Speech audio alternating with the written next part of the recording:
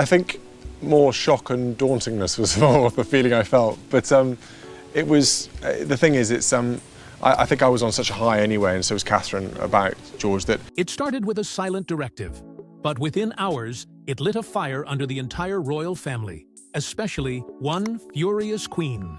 No announcement, no televised address, just a quietly signed protocol, one that slipped from Prince William's office and traveled, undetected, through the marble corridors of the palace. The instruction was clinical, buried in administrative language, yet its implications were anything but ordinary. A few lines of royal red tape, and suddenly, the entire existence of one family within the monarchy was wiped away. That family was Queen Camilla's. For years, Camilla's relatives, especially her children and grandchildren, occupied a peculiar space in royal life. Not born of blood, not part of the official lineage, and yet woven into state events, ceremonial, appearances, and court documents with deliberate subtlety.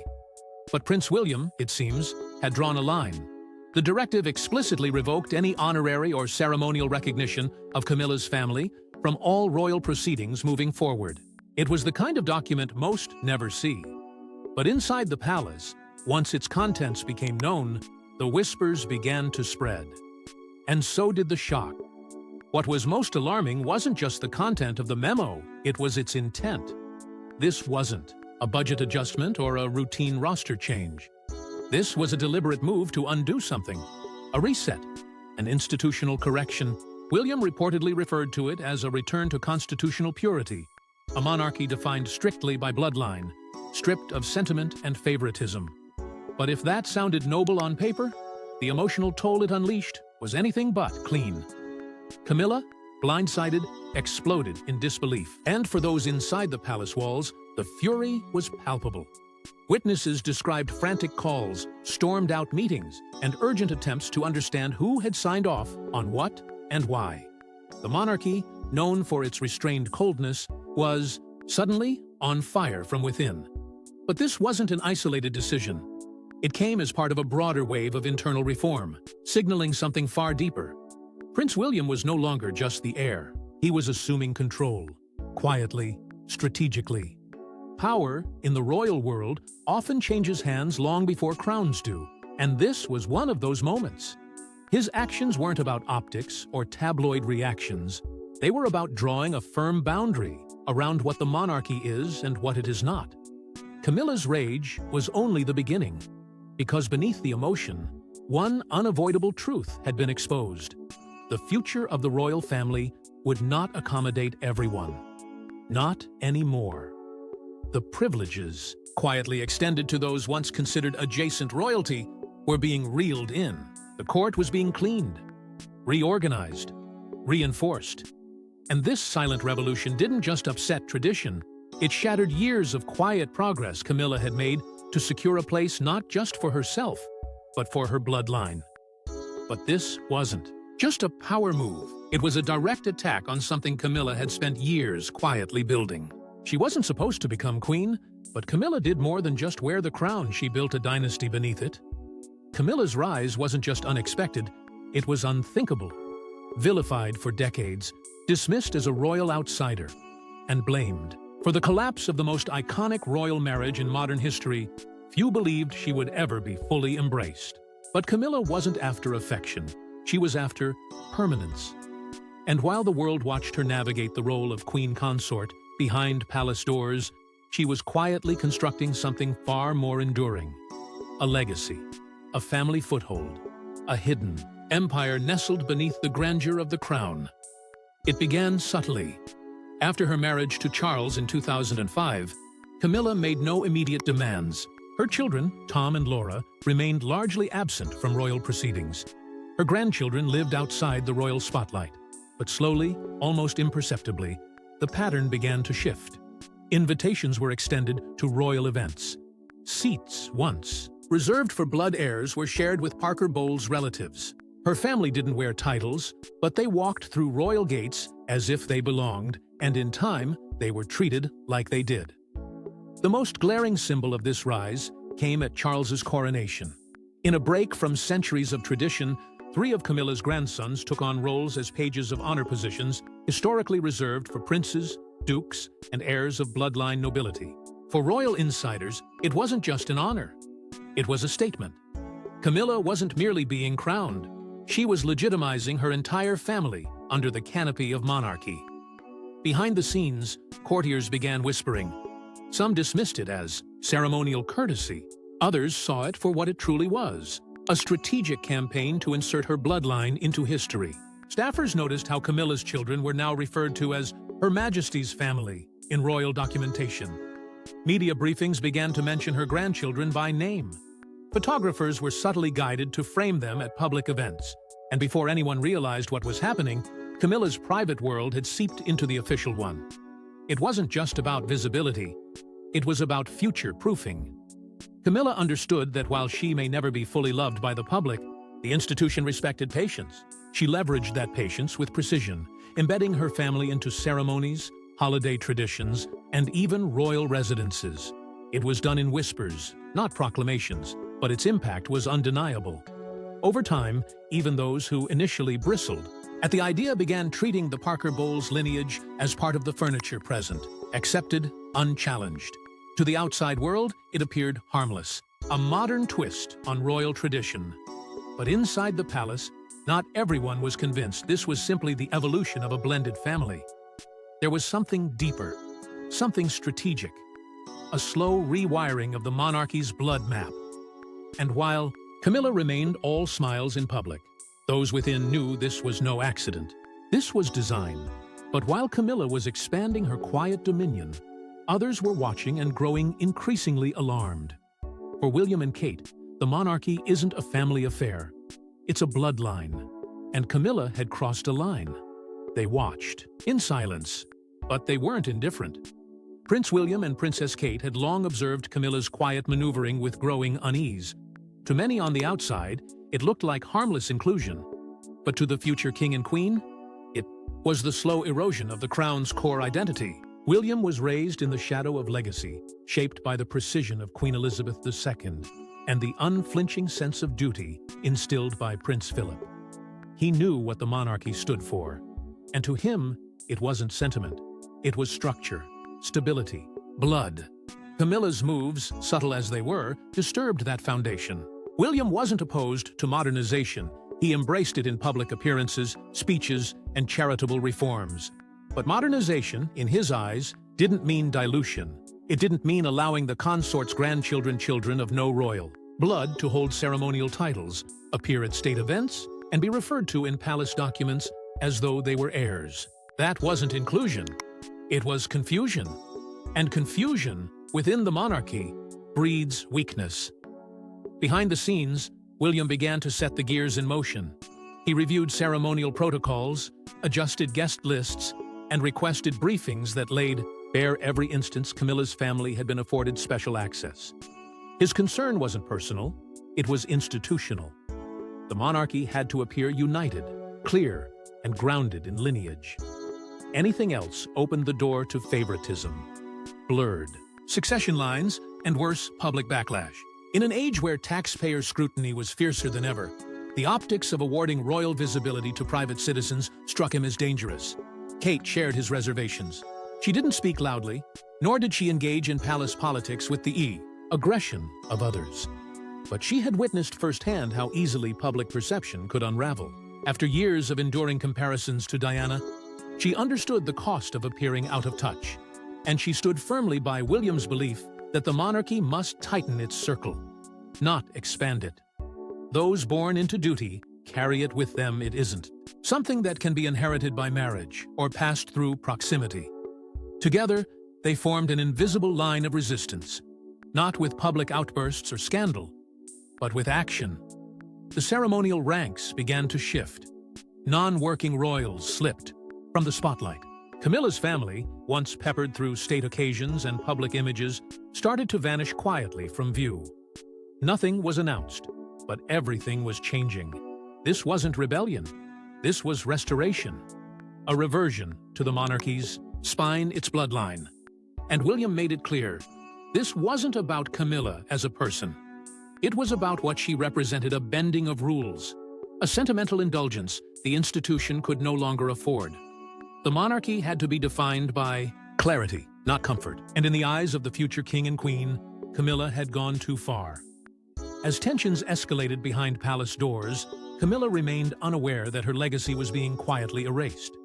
She built it over decades, but it took William just one directive to bring it all down. It didn't come with a confrontation. There was no warning, no private conversation, not even a whisper of courtesy. Just a memo, formal, sterile, and devastating. Distributed through internal royal channels like any other administrative update, the document was unmistakable in its intent. It outlined a complete rollback of every ceremonial privilege, symbolic role, and honorary association previously extended to Queen Camilla's children and grandchildren. Effective immediately, the names of the Parker Bowles family were struck from future invitations, ceremonial rosters, and internal communications. The monarchy had drawn a line, and Camilla's family was now on the outside of it. Her legacy, once carefully embedded into the institution piece by piece, began to unravel in a matter of hours. Those subtle but meaningful inclusions, her grandchildren appearing at public events, their names gently folded into the royal narrative, were quietly deleted. State event guest lists, once inclusive of Camilla's broader family, were revised. Her grandchildren were no longer invited to the upcoming royal gala. A public statement was never issued, but within the palace, everyone understood what had happened. There was no mistake, no loophole. It was deliberate. What made the blow even crueler was its precision. The royal website, long used to showcase the institution's modern inclusivity, was updated with chilling clarity. The section once acknowledging Camilla's extended family vanished. They were no longer part of the monarchy's present, only its past, as if they had never been there at all. To some, it may have appeared as a simple administrative adjustment, but to Camilla, it was an erasure, not of events, but of identity, not of roles, but of recognition. And it didn't stop there. Internal staff were briefed with new language.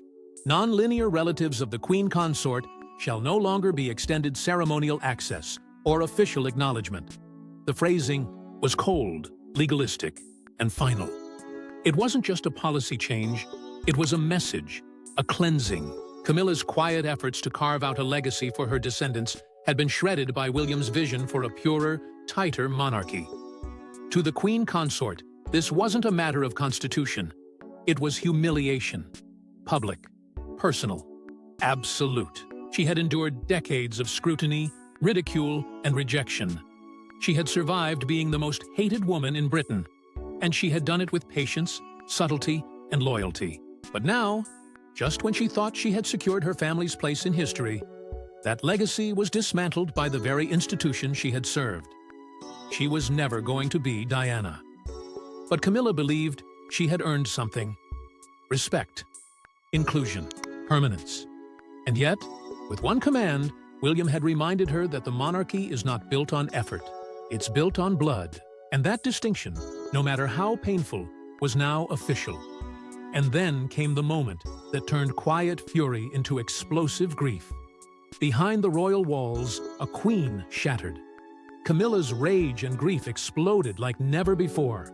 The palace had seen scandals before: quiet feuds, hidden tears, even the silent retreat of royals undone by controversy. But nothing like this.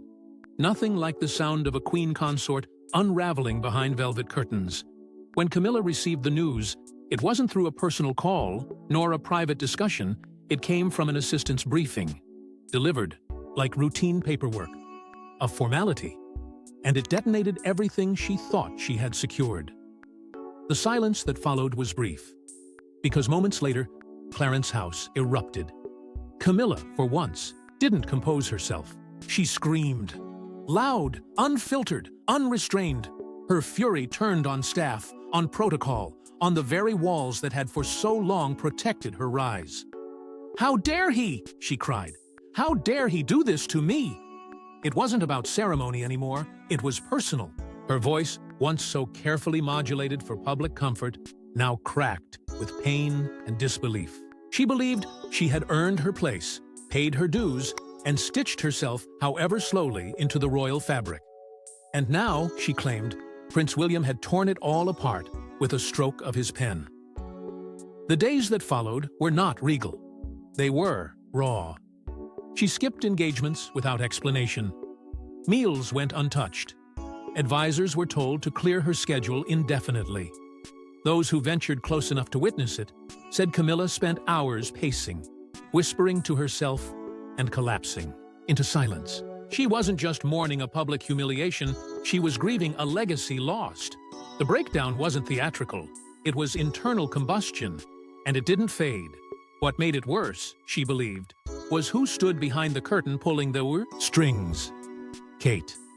Camilla was convinced that the Princess of Wales had played her part in the quiet coup.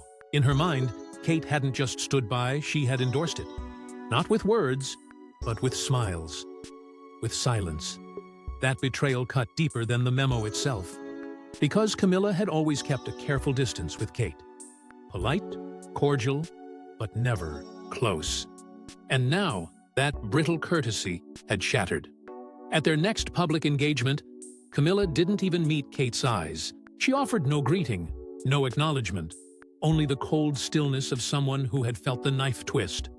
But perhaps the most haunting accusation came late one evening, when Camilla confided in someone she thought she could trust. Through tears, she whispered what she truly believed. This isn't about royal policy. This is Diana's revenge through him. In that moment, Camilla wasn't queen consort. She was the woman forever blamed for Diana's heartbreak, now watching Diana's son strip her of everything she'd built. And no royal protocol could protect her from the pain of that irony. But while Camilla was breaking down, the real fracture was forming elsewhere between the king and his heir. He built a kingdom with one, but the future rests with the other. For most of his reign, King Charles tried to walk a line no monarch had dared before balancing the throne with emotion. His love for Camilla was no secret. It had weathered decades of scandal, judgment, and personal sacrifice. When he finally married her, it wasn't just a victory for his heart, it was a triumph against an institution that had long stood in the way. But now, that very love sat at odds with the survival of the monarchy he'd sworn to protect. And, as Prince William's cold reforms gained momentum, Charles found himself trapped between the woman who stood beside him and the son who would soon succeed him. What began as a quiet shift inside palace administration had exploded into an unignorable crisis. Camilla was furious, William was unflinching, and Charles, for all his royal authority, looked defeated. Palace insiders described him as emotionally frayed, often retreating into long silences and avoiding direct conversations about the fallout. He hadn't anticipated this kind of fracture, not this deep, not this public. He'd believed, perhaps naively, that love could be woven into the fabric of royal duty without consequence. But now he was watching that fabric tear. Behind closed doors, Charles pleaded with William not to reverse the decision, but to slow its execution. He begged for discretion, for privacy, for the dignity of a softer rollout. But William refused. To him, transparency was the very point. The monarchy had to send a message. Bloodlines mattered, and the days of favoritism were over. William didn't raise his voice. He didn't lash out. He simply stood firm, stating, "It's not personal. It's structural. The crown must be protected from emotional interference." But for Camilla, it was deeply personal. And Charles's inability or unwillingness to defend her felt like the ultimate betrayal. She had stood by him through the darkest chapters of his life, through the vilification that came with being the other woman, through the cold stares and whispered judgments of an unforgiving public. She had endured all of it for him. And now, when her children and grandchildren were being erased from royal life, he remained still. To Camilla, that silence spoke louder than any speech he could have made. Charles tried to play mediator, to find a middle path between legacy and loyalty. But he was facing two immovable forces, one rooted in emotion, the other in principle, and both demanded something he couldn't give without fracturing the other. He was no longer the man shaping the monarchy's direction. That power had already begun slipping into his son's hands, and with each passing day, William's vision became the monarchy's reality. And while Charles stood frozen, the monarchy's gears were already turning toward William's cold new future. He hasn't taken the throne, but he's already changing. The monarchy one quiet order at a time. He doesn't wear the crown yet, but the air around Prince William has changed. There's no formal coronation, no golden robe draped across his shoulders, only a series of calculated moves that now shape the very institution his father still nominally commands. It began with whispers, small adjustments to ceremonial rosters, subtle shifts in guest lists, and quiet memos issued from behind closed doors. But what was once a trickle has become a full-blown transition. William isn't just waiting to rule, he's already ruling. And the tone he's setting is colder, sharper, and unapologetically focused. Inside the palace, the message is clear. The monarchy must return to its roots. No more blurred lines. No more extended family members basking in proximity. From this point forward, visibility and power belong solely to those with royal blood. That principle now governs everything. Events that once welcomed Camilla's family have been stripped down. Only core Windsor's working royals, tied by lineage and official duty, remain front and center. Public appearances follow suit. Those once seen mingling near the royal box or stepping out of palace cars are no longer visible. They've vanished from the frame, edited out not with malice, but with intent. Behind the scenes, palace staff are working from a new doctrine, William's doctrine. His motto, reportedly repeated in closed meetings, cuts like a scalpel through decades of sentiment. The monarchy is not for comfort, it is for clarity. And clarity, under William's leadership, means trimming the excess, shedding the indulgences, and dismantling the favor trading that once allowed consorts to stretch their influence. Titles and traditions now serve a single purpose: preserving the integrity of the crown. Nothing else. Even security protocols have changed. Those once afforded royal protection due to Camilla's connections now face reassignment. Invitations once extended as gestures of inclusion are rescinded. Event organizers are instructed to liaise only through royal communications channels. No exceptions, no informal requests, no backdoors. The royal website now reflects this transformation, no longer listing members of Camilla's family in active roles or future events. Their presence has been relegated to history, deliberately excluded from the path forward. For William, this is not cruelty, it's correction, a necessary purge of sentimentality in exchange for stability. He's studied the public's growing skepticism. He's seen the backlash every time taxpayer money appears to support those without constitutional function. And he's chosen not to defend the old ways, but to dismantle them, piece by piece, brick by brick, until what's left is a monarchy built not on affection, but on blood, duty, and historical legitimacy. This isn't a temporary shift. It's a silent revolution, one led not with fanfare, but with precision. And with each command, Prince William is drawing the future closer to him on his terms. But while William's future takes form, Camilla is already preparing her next and possibly final move, erased from the record, cut from the family. But Camilla won't go quietly. In the shadows of Buckingham Palace, where legacy is crafted word by word and erasure happens in silence, Camilla is plotting something no one expected. The Queen Consort, once underestimated, then reluctantly embraced, has been struck from the narrative her husband helped build. Her family, once visible in the margins of royal history, has been reduced to ghosts. But while palace protocol now ignores their existence, Camilla is not ready to vanish. Not yet. Behind those gilded gates, she has begun assembling what some insiders call her final strategy. Meetings that would once be routine are now veiled in secrecy. Trusted advisors, long considered neutral courtiers, are being consulted with urgency.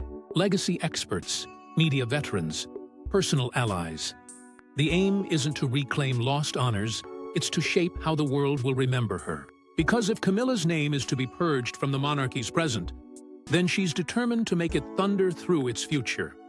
One insider claims she's drafting her own narrative, one that tells the full truth, or at least her version of it. And if that truth must be told through memoirs, documentaries, or quietly leaked interviews, then so be it. The palace, meanwhile, moves on with chilling efficiency.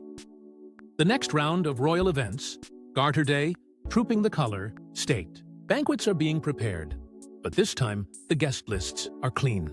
The names of Camilla's children, grandchildren, Even distant relatives once granted ceremonial visibility have disappeared. Invitations have not been sent. Seating charts have been redrawn. Photographers have been briefed. The Parker Bowles presence, once subtly interwoven into the fabric of royal tradition, has been surgically removed.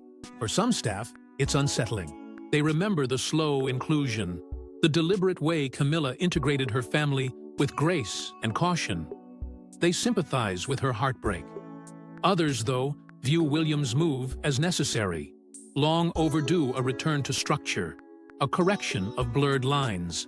The palace is divided not by rank or loyalty, but by ideology. What is the monarchy supposed to be? A symbol of modern inclusivity? Or a fortress built on heritage and blood? Camilla, according to a close friend, sees the choice clearly. If they won't remember us kindly, they'll remember that we didn't go quietly.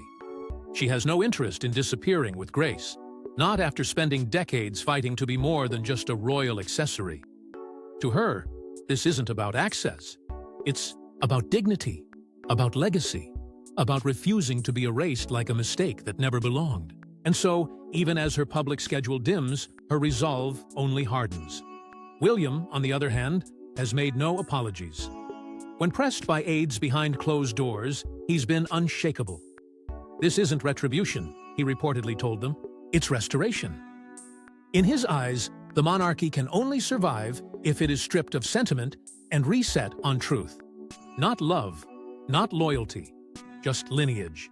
And with that, the gate has closed not with noise, but with precision. Camilla's family was a footnote, erased by a future king's steady hand. Drop your thoughts in the comments section, and don't forget to like and subscribe, and we will see you in the next one.